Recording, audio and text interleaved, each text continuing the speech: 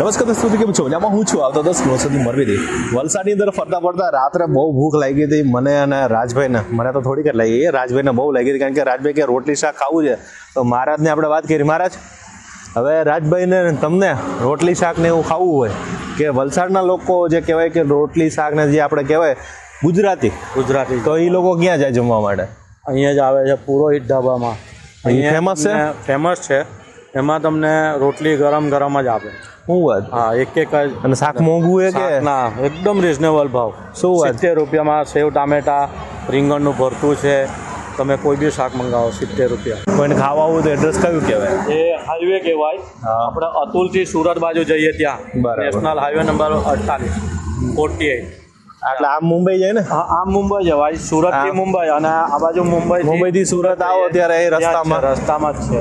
તો હવે કિચન પણ જમવા જાય ને લોકો અહીંયા બહુ વધારે વખાણ કરે છે કે ભાઈ આ જગ્યાએ જમવા તો જરૂરથી જ આવવું છે. તો હવે આપણે જમી આવીએ.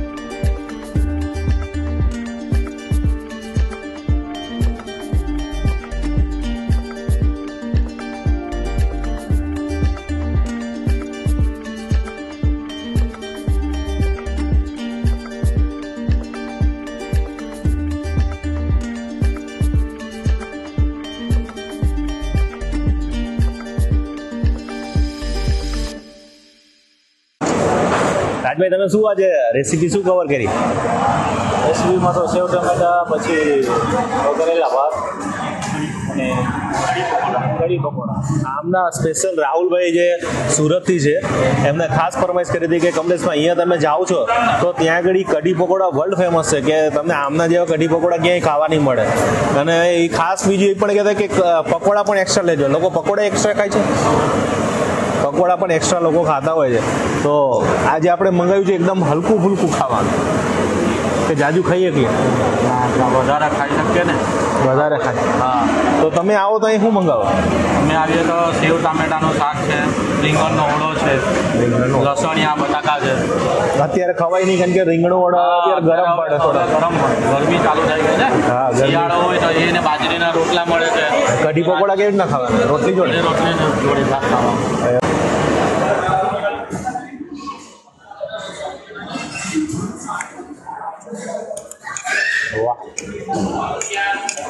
રાજભાઈ, સુગંધ અહીંયા સુધી આવે છે સારું સારું ખાવાની. આજે કંઈક મજા આવશે મને. અહીંયા મને ખાસ સ્પેશિયલ કે કઢી પકોડાનો ટેસ્ટ કરવાનો બહુ કીધો હતો, તો હું આજે પહેલાં આપણા સબસ્ક્રાઈબરને ખવડાવીશ અને પછી હું ડાયરેક્ટ ખાવાનું ચાલુ કરીશ.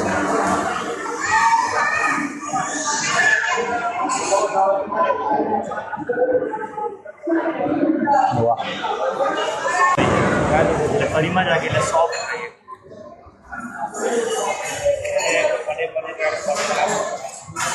તમે માનશો નહીં, આની અંદર જીરું એટલો મસ્તીનો જીરાનો ટેસ્ટ છે, જીરાથી વગેરું છે અને ડુંગળી, અને એટલું મસ્ત આમ રિફ્રેશ થઈ ગયું.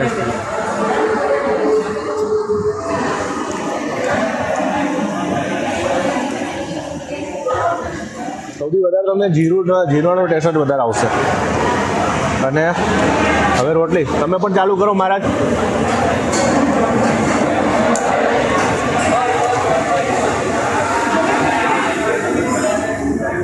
આપણા સબસ્ક્રાઈબરને આ પણ ગવડાવો રાખવે તમે.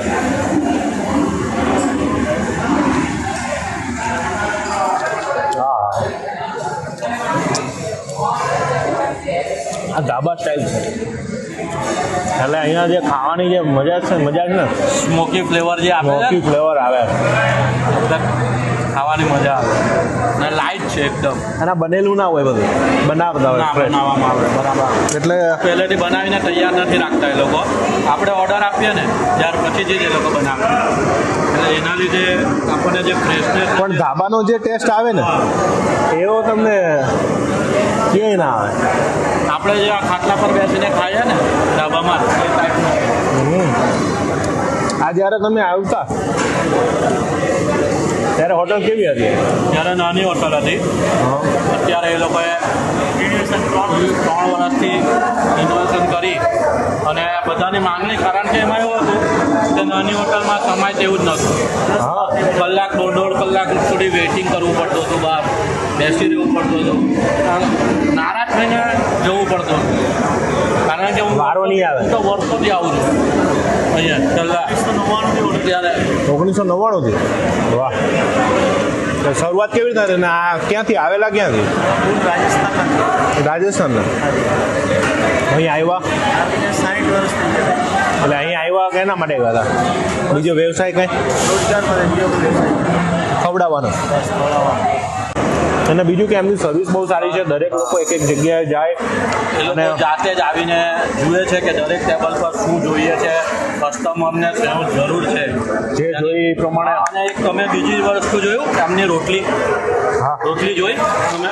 એકદમ સોફ્ટ છે ને ઘઉંના લોટ. આપે છે ઘઉંના લોટની ગરમ રોટલી. ગરમ જ ખવડાવે છે. બસ એ લોકો આ તમે જે કાયમ કહો છો ને તેઓ જિંદગીમાં 2 જણા હોય, 2 જણા એક ખવડાવવા વાળા અને અને કમાવા. એક કમાવા વાળા. આ લોકો ખવડાવવા વાળા 100%. અને પાછો ભાવ તમે જોયો 75 રૂપિયા ભાવ છે. હા. એટલે એક અત્યારે સામાન્ય પ્રમાણે જે ભાવ કહેવાય. રોટલી પણ 10 રૂપિયાની છે. પછી આ ભાતની શું ખાસિયત છે? આ જે મસાલા ભાત કહેવાય છે અહીંયા. આમાં છે ને એ લોકો એ તો નોર્મલ જ આવે, એમાં શું ના હોય? ના અને છે ને સ્મોકી ફ્લેવર આપે છે એ લોકો. અરે સ્મોકી ફ્લેવર. હા, એટલા માટે કે તમે ખાઓ ને તો આખો તમને અલગ જ સ્વાદ લાગશે. આમાં લવિંગ પણ નાખવામાં આવેલો છે, બાજુ એ પ્રમાણે બધું કરવામાં આવ્યું છે. આ એમને જ ખવાય હોય સ્મોકી ફ્લેવર આવે. મસાલો નાખીએ છીએ. મસાલો અમે લાવીને અમે પોતે છીએ. વાહ. સબ્જી અહીંયા કોઈ ગ્રેવી વાળી નથી, બાકી ગ્રેવી બી અમે બનાવીને એમાં એ મસાલો નાખીએ. બરાબર. અને આ જમવાનું કેવી રીતના સવારથી? સવારે 11 થી રાતના 2 વાગ્યા સુધી છે. પહેલાં લોકડાઉનની પહેલાં 24 કલાક હતું, પણ લોકડાઉન જ્યારે લાગી ગયું ત્યારેથી રાતના 2 વાગ્યા સુધી છે. રાતના 2 વાગ્યા સુધી મળે ખાવાનું? એટલે સવારથી ચાલુ થઈ જાય? સવારે 11 થી ચાલુ થઈ જશે. બપોરે ચાલુ આખો દિવસ? સવારે આખો દિવસ ચાલુ થાય. તમને મજા આવે ત્યારે ટાઈમે આવવાનું?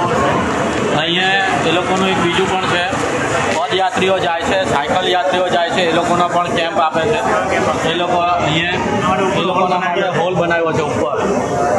વાહ. અને એ લોકોને ફ્રી ઓફ ચાર્જ, કોઈ જાતનો નહીં. પદયાત્રી અને સાયકલ યાત્રી જે સેવા માટે કેમ્પ બનાવ્યો છે અહીંયા. એ પોતાના ખર્ચે જ કરવાનું. તો મને તો ખરેખર બહુ મજા આવી કે આ જગ્યાએ જમવા આવવું જોઈએ, કારણ કે બજેટમાં છે. હવે બજેટની વાત કરીએ ને તો હું એને રેટની વાત કરીશ તો 10 ઓફ ધ 10 આપીશ. અને ટેસ્ટમાં પણ બેસ્ટ છે. આપણી વાલી છાશ, વાલી ઘાસ ને 12 માસ ઘણા ટાઈમ પછી આવી. જગ્યા જરાય નથી, પણ જગ્યા ક્યાંથી થઈ ગઈ ખબર ના પડી. હવે મળીએ છીએ. આજના વિડીયો આપણે આટલા જ રાખીશું. નેક્સ્ટ વિડીયો પણ તમારા માટે મસ્ત લઈને આવવાનો છું. અને જ્યારે પણ તમે આ બાજુ નીકળો, મુંબઈથી આ બાજુ સુરત આવો અથવા સુરતથી મુંબઈ જાઓ, ત્યારે રસ્તામાં જ આ જગ્યા આવે છે. નીચે એડ્રેસ, લોકેશન, મોબાઈલ નંબર પણ આવી જશે, જેથી કરીને તમે ફોન પણ કરી શકો છો. બાકી મળશું મેળે ખેડે, મળશું ગામ ગીએ, નહીં મળી આ મેકરણ તે દી આ ધરતી દંતી હરિમ થશે. જય માતાજી, જય ભક્તિ, જય મોગલ એન્ડ જૈન. અને આ ખાવા માટે તમે પહોંચી જાજો.